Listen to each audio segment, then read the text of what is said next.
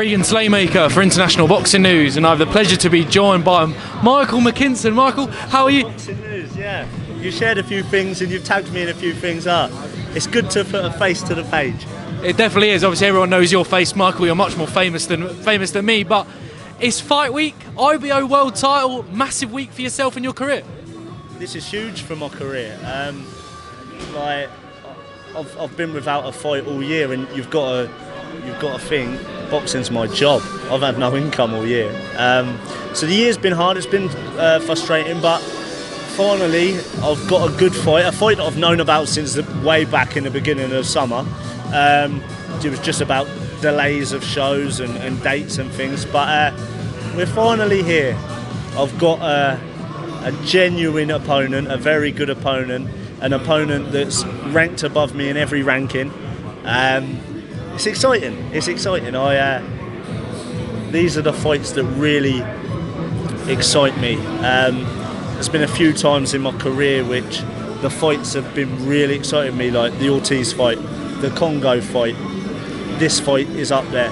Early in my career when I fought Ryan Martin, the fights where a lot's on the line, like a lot of people might think I'll come unstuck. They're the fights I like, and I'm finally in another one. I've been a pro 10 years, and yeah, this is what excites me. Definitely. Let's talk about Thulani Mbenge. I feel like in the face-off, it got more and more tasty as the face-off went on. I mean, talk to me. What do you know about Thulani going into this fight? You've just mentioned there he's ranked above you, I think, in all the governing bodies and stuff. Yeah, he's a name that, me being a welterweight, and where you've studied box rec and studied the rankings, he's a name that's been floating about for a long time, years. He's been floating around near the top for years, his name. Being a welterweight, I've known that. He's, I think, 10th on box rec. He's higher than me in every ranking. His 2 defeats have been razor thin in the guys' home countries. And me being honest, I thought both of his losses he should have won. Sissoko in Paris and Formella in Germany. But yeah, him and his team, there's respect there. But he was showing respect, and then he was trying to be a little bit sarky, and he kept saying the same thing, welcome to the jungle, like he's had all summer to prepare for that one line. It's boring. But yeah, he's a very good fighter. A fighter that I need to be 100%. That's why preparations have gone 100%. Definitely, that IBO title, obviously everyone knows it's not one of the big four, but it's a title that can unlock a massive opportunity for you as well. I mean, talk to me, what kind of names are you looking at after you pick up that title on Saturday? I'm not mentioning no names right now, but the IBO is my golden ticket. It is, because you look at people like Lyndon Arthur won the IBO last year. He managed to get the Bivol fight off a bit. Kakachi won the IBO. He managed to get the Cordina fight. It holds a lot, the IBO nowadays, and I see it as my golden ticket. The welterweight division's kind of opened up a little bit. There's 4 world champions in the welterweight division now, so winning against Mbenge, it really opens up a lot of doors, and it's a good bargaining tool to get something like that. It definitely is as well. I don't want to sound like I'm repeating everyone's questions, but you spent some time in Philadelphia, certain sparring with Jaron boots, Ennis. I mean, those I wish I was a fly on the wall to watch those spars, Mike. You talk about those sparring sessions. How can you not mention that? Like, we went there. We wasn't invited there. We went there. We was for rounds, and Boots finds it hard to get sparring, I think, because you hear the stories of how good he is and what he does to people. He's an exceptional talent. Bozy, his dad, welcomed us into the gym, and very hostile at the beginning. It was very hostile. 4-minute rounds, 30-second break. It was brutal. I didn't even know for the first spar. It was until a few hours after my dad told me. I just thought it was long because I was in there with such a good fighter. Hard rounds. That's what I'm saying. I'm prepared so well. Like whatever Mbenge wants to come with, I've seen more in camp. I've had unbelievable rounds with the best fighter in the world at our weight. So whatever he brings, whatever Mbenge brings, it's not going to be enough.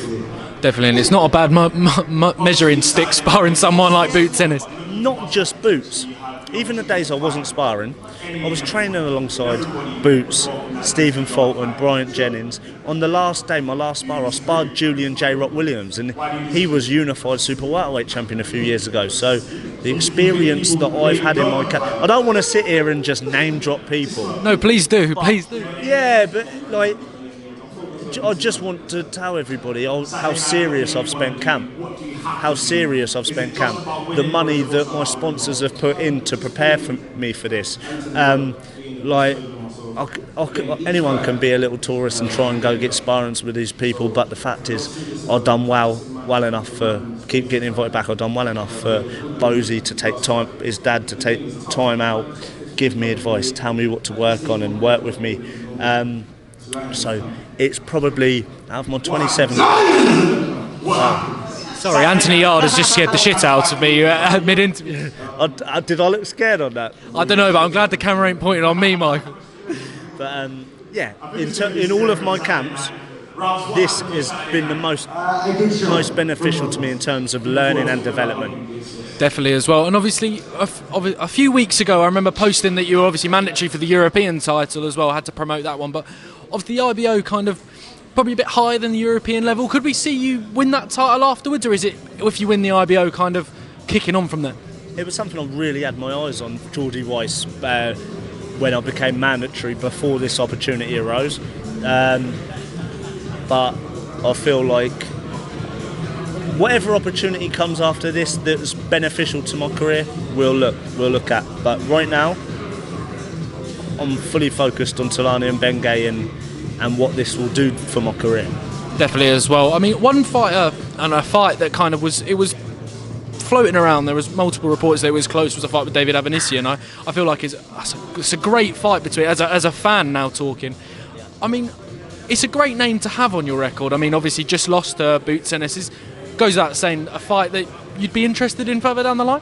Of course, that was a fight I was chasing for kind of 18 months, I think, wasn't it?